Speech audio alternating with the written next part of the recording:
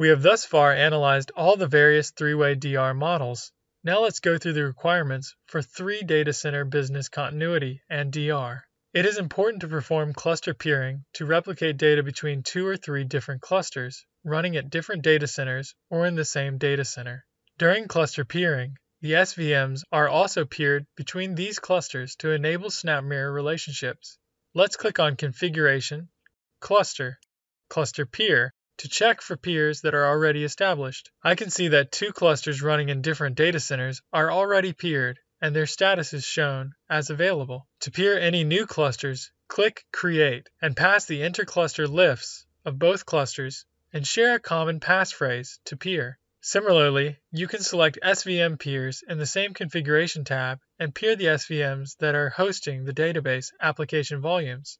In this demo, SVM_ORCL_EBI is peered to 2 different storage SVMs, running in different clusters with the status shown as peered. For the models above, it is important to follow storage layout best practices. The general rule of thumb for better performance in a mission-critical environment is isolation. In such cases, simply replicate all the dedicated volumes to secondary DR storage. If you have consolidated everything in a single volume, then DR configuration would be quite simple and easy to replicate deltas and perform recovery. Having control file and redo logs in the same storage device or volume will be good practice to avoid mismatch in the versions of control file and redo logs. You can also dedicate separate volumes for Oracle Home and Grid Home and replicate them to secondary storage for the DR failover if you don't want to incur the cost of running a passive DR site and infrastructure. After the peering is performed between clusters and SVMs, you can initiate the SnapMirror software for data replication between the volumes to the near or far DR data center. SnapMirror is the industry's leading WAN-efficient data replication software that maintains all the storage and WAN efficiency features to help in faster and safer transportation. Unlike other vendors, NetApp SnapMirror replication doesn't require any additional hardware and cost to replicate data between sites. In the case of very large databases, data files are usually spanned across multiple volumes or LUNs and different controller nodes. While replicating delta or snapshots to other sites asynchronously, they must join volumes and/or LUNs in a consistency group to conserve update sequences across sites and initiate recovery for any volume or LUN failure. Backup products like NetApp SnapCenter or SnapCreator and backup partners like Commvault and VM can help to take app-consistent snapshots with consistency groups. These products can also complement SnapMirror to replicate app-consistent data between multiple targets. Here's a short backup demo to show how SnapCenter helps take application-consistent backups for databases and replicates data asynchronously to a SnapMirror DR and backup destination. This is the dashboard page after you log into SnapCenter.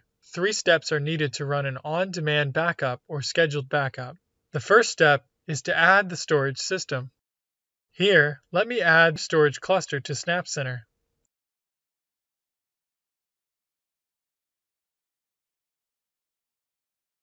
After the storage system is registered, the second step is to register the Linux database host. While the host is being registered with SnapCenter, the Oracle plugin is pushed to the database host, which installs and configures it. After the host registration process is complete, the Resources page automatically discovers the databases running on each host and lists them. The drop-down filter can be used to filter the databases based on type. Let's select Oracle Database and protect the new database. The next step is to create a backup policy and associate it with the new database. The backup policies are listed in the settings pages. I have created a daily backup policy with replication enabled to mirror and vault the backups of my production volumes to a remote async destination. Let's do the final step to associate a backup policy for this database. Click the Oracle database and choose Daily Backup from the Policies dropdown. Invoke the Scheduler wizard and apply schedules for the daily backup. The remaining screens are optional, so let's skip them and submit. Now let's run an on-demand test backup for this database.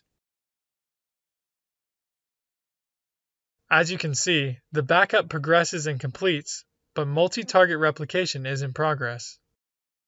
The topology view for this database seems to be updated with snapshot details in all 3 destinations. Let's click the mirror destination and check the number of snapshots. SnapCenter records 2 backups for every full backup operation, one for data and the other for log. You can independently operate the backups from Vault to perform clone, copy, restore, or mount operations.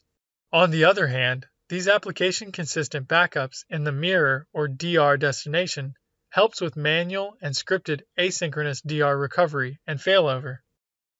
The overall DR procedure is pretty simple and can be automated. Here are the high-level steps. First, we assume that the DR host and the network are already available, with Oracle Home and Grid Home configured as the same as for production. Second, the mirror relationship, synchronous or asynchronous, must be quiesced and broken off from the primary volumes before we can mount them to the DR host to bring up the services.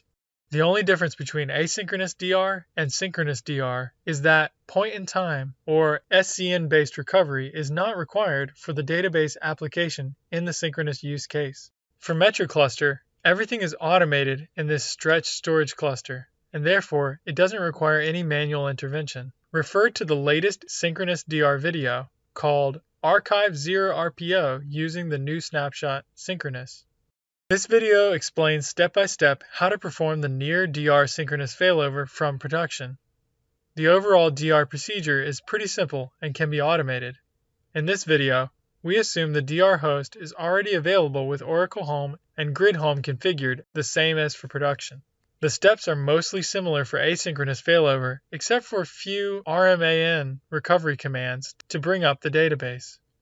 In general, there are 2 DR scenarios that require attention when designing a solution. The first scenario is where the DR infra is already running passively with the required compute, VMs, network, and updated application binaries, like Oracle and Grid binaries, configured as seen in the Sync DR video.